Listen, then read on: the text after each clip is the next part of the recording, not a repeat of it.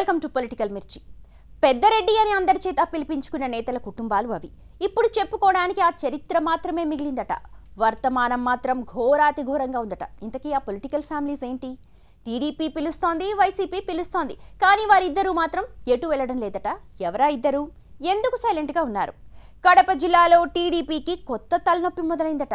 ఏంటది?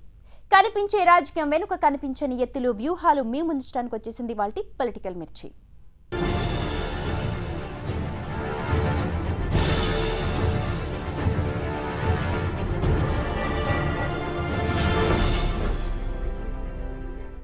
నెల్లూరు పెద్దారెడ్డి ఎవరో తెలీదా మీకు?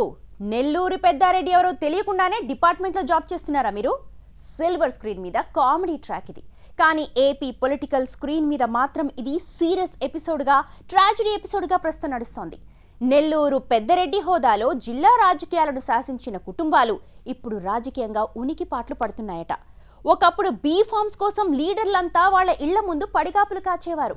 ఇప్పుడు టికెట్ వస్తుందా రాదా అన్న టెన్షన్ మాత్రమే వారికి మిగిలిందట. ఇంతకీ ఎవరి నెల్లూరు పెద్దరెడ్లు? ఏపీ పాలిటిక్స్ లో బలంగా ఉనికిని చాటుకుంటున్న సామాజిక వర్గాల్లో రెడ్డి సామాజిక వర్గం ఒకటి. ఆ మాటకొస్తే ఉమ్మడి ఏపీలోనూ రాజకీయంగా మోస్ట్ యాక్టివ్గా ఉన్న రెడ్డి నేతల గురించి ప్రస్తావించాలంటే నెల్లూరు జిల్లా వైపు చూడాల్సిందే. ఉమ్మడి ఏపీతో పాటు జిల్లా రాజకీయాల్లో కూడా తమదైన ముద్ర వేసిన కుటుంబాలు నెల్లూరు జిల్లాలో కనిపిస్తాయి.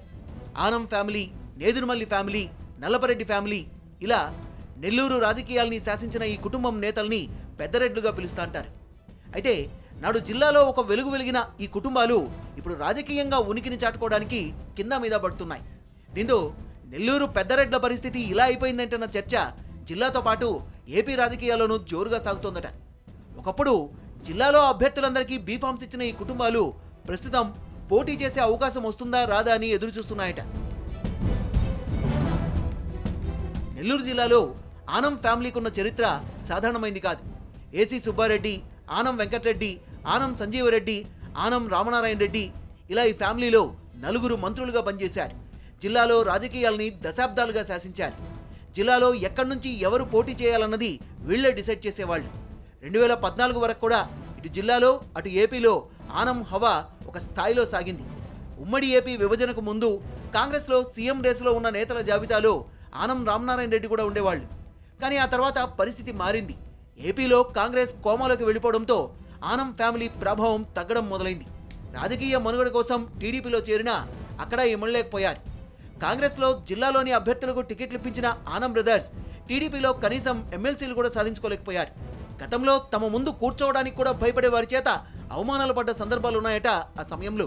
దీంతో అధికార పార్టీని వీడి ప్రతిపక్షంలో ఉన్న వైసీపీలో చేరారు ఆనం రామనారాయణ రెడ్డి. ఆత్మకూరు టికెట్ కోసం ప్రయత్నించి వీలుగాక చివరకు వెంకటగిరి నుంచి పోటీ చేయడానికి రెడీ అవుతున్నారు. ఆనం ఫ్యామిలీ తర్వాత నెల్లూరు పెద్దరెడ్డి ఇమేజ్ను సొంతం చేసుకున్నది నేదురుమల్లి ఫ్యామిలీ. 1978 నుంచి జిల్లా రాజకీయాలతో పాటు రాష్ట్రంలోనూ తనకంటూ ఒక వర్గాన్ని ఏర్పాటు చేసుకున్నారు నేదురుమల్లి జనార్దన్ రెడ్డి. 3 దశాబ్దాల పాటు నెల్లూరు రాజకీయాల్ని శాసించారు. ఎమ్మెల్యే, ఎంపీ టికెట్లు ఆశించే నేతలు బీఫామ్స్ కోసం నేదురుమల్లి ఇంటి ముందు నిలబడేదాకా ఆయన ప్రభావం సాగింది. ఉమ్మడి ఏపీకి ముఖ్యమంత్రిగా పనిచేశారు. 2004 వరకు నెల్లూరు జిల్లా పాలిటిక్స్ను శాసిస్తూ వచ్చిన నేదురుమల్లి ఆ తర్వాత డల్ అయిపోయారు. ఎందరికో టికెట్లు ఇప్పించిన జనార్దన్ రెడ్డి చివరకు తను చెప్పిన వారికి వెంకటగిరి టికెట్ కూడా ఇప్పించుకోలేని స్థితిలోకి వెళ్ళిపోయారు. నేదురుమల్లి మరణం తర్వాత రాజకీయాల్లోకి వచ్చిన ఆయన తనయుడు రామ్ కుమార్ రెడ్డి బీజేపీలో చేరారు. అక్కడ రాజకీయం చేసి ఎలాంటి ప్రయోజనం లేదని భావించిన రామ్ కుమార్ రెడ్డి వైసీపీకి జైకొట్టారు. కానీ రామ్ కుమార్ పోటీ చేయడానికి ఒక్క నియోజకవర్గం కూడా లేదట. ఒక ముఖ్యమంత్రి తనయుడు ఇప్పుడు మరో ముఖ్యమంత్రి తనయుడు పెట్టిన పార్టీలో చేరి తనకు ఏదో ఒక న్యాయం జరగదా అని ఎదురు చూస్తున్నారు. ఒకప్పుడు జిల్లాను శాసించిన ఆనం, నేదురుమల్లి కుటుంబాల తాజా పరిస్థితి ఇది. ఇక ఇటు నెల్లూరు అటు ప్రకాశం జిల్లాలో చక్రం తిప్పి పెద్దరెడ్డి అనిపించుకున్న మరో ఫ్యామిలీ మాగుంట వాళ్ళది. నేదురుమల్లి జనార్దన్ రెడ్డి సీఎంగా ఉన్న వేళ పొలిటికల్ ఎంట్రీ ఇచ్చిన మాగుంట సుబ్బరామరెడ్డి ఒంగోలు ఎంపీగా విజయం సాధించారు. 1995లో తిరుపతిలో మావోయిస్టుల దాడిలో ప్రాణాలు కోల్పోయారు. 4 ఏళ్ల వ్యవధిలోనే రాజకీయంగా రాష్ట్రవ్యాప్త గుర్తింపు పొందారు సుబ్బరామరెడ్డి. 1996లో జరిగిన ఉప ఎన్నికల్లో ఆయన సతీమణి మాగుంట పార్వతమ్మ ఎంపీగా గెలిచారు. 98లో ఆయన సోదరుడు మాగుంట శ్రీనివాసరెడ్డి పొలిటికల్ ఎంట్రీ ఇచ్చారు. 2009 వరకు ఎంపీగా కొనసాగారు. 2014లో టీడీపీలో చేరిన మాగుంట ఒంగోలు ఎంపీగా పోటీ చేసి ఓటమి పాలయ్యారు. ప్రస్తుతం ఎమ్మెల్సీగా ఉన్నారు. ఇప్పుడు టీడీపీలో సరైన గుర్తింపు దొరకడం లేదని ఆయన అనుచర వర్గం ఆవేదన చెందుతోందట. పోటీ విషయంలో శ్రీనివాసులరెడ్డి పెడుతున్న కండిషన్లను టీడీపీ అధిష్టానం పరిగణనలోకి తీసుకోవడం లేదట. పోనీ వైసీపీలోకి వెళ్దామా అని చూస్తే ఓడిన వాళ్లకు పార్టీలోకి పిలిచి టికెట్ ఇచ్చే పని లేదంటూ వైవి సుబ్బారెడ్డి చేసిన వ్యాఖ్యలు పెద్ద దుమారమే రేపుతున్నాయి. గతంలో రాజకీయంగా ఎంతో గౌరవం పొందిన మాగుంట ఫ్యామిలీ ప్రస్తుతం ఎదుర్కొంటున్న పరిస్థితి 2 జిల్లాల్లోనూ ఇప్పుడు చర్చనీయాంశంగా మారిందట. నెల్లూరు పెద్దరెడ్డి అన్న గౌరవం పొందిన ఆనం, నేదురుమల్లి, మాగుంట కుటుంబాలు ప్రస్తుతం టికెట్ కోసం కింద మీద పడాల్సిన పరిస్థితి రాజకీయ వర్గాల్లో చర్చనీయాంశంగా మారింది. ఆ ఇంటి మీద వాలిన కాకి ఈ ఇంటి మీద వాలడానికి వీల్లేదు. ఈ టైప్ డైలాగ్ సిల్వర్ స్క్రీన్ మీద చాలా విన్నాం కదా. వాడితే ఏంటట? ఒకవేళ ఆ ఇంటి మీద కాకి ఈ ఇంటి మీద వాలితే ఏమవుతుందట? ఇలాంటి ప్రశ్నల జోలికెళ్తే సమాధానాలు కష్టం. కాబట్టి మనం ఆ డైలాగ్ దగ్గరే ఆగిపోదాం. అనకాపల్లి పొలిటికల్ స్క్రీన్ పై ఇప్పటికే ఈ డైలాగ్ వినిపిస్తోందట. ఆ ఇల్లు కొణతాల రామకృష్ణది అయితే ఈ ఇల్లు దాడి వీరభద్రరావుది. ఇద్దరు బంధువులే, రాజకీయంగా బద్ద శత్రువులు.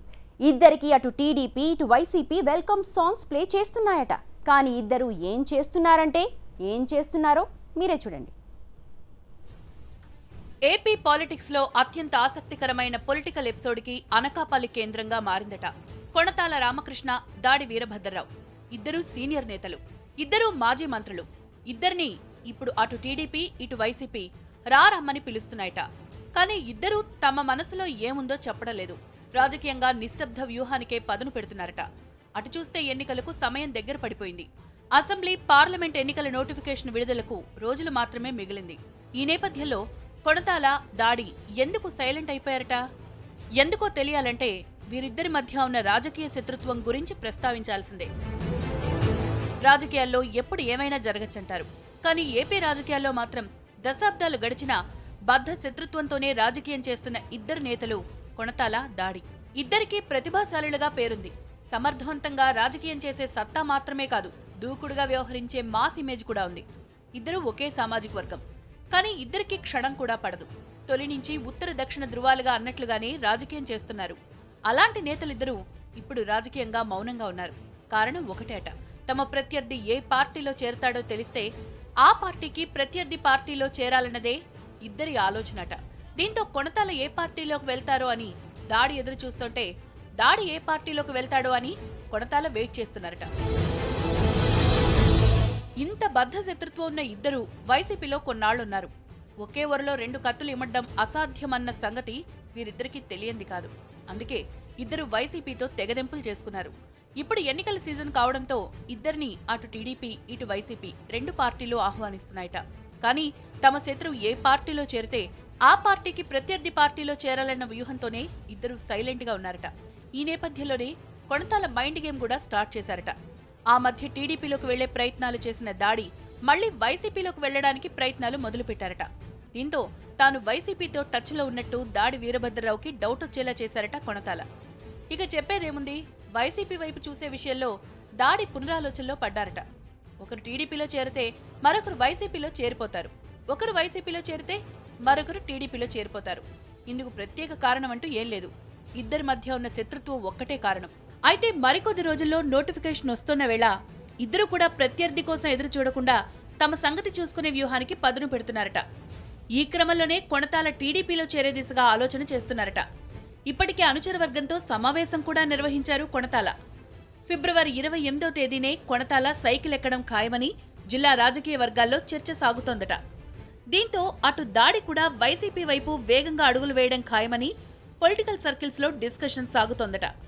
ఇప్పటిదాకా ఇద్దరూ ఎటూ తేల్చకుండా వ్యవహరించడంతో ఇద్దరి అనుచర వర్గాలు పూర్తి కన్ఫ్యూజన్ లో ఉన్నాయట.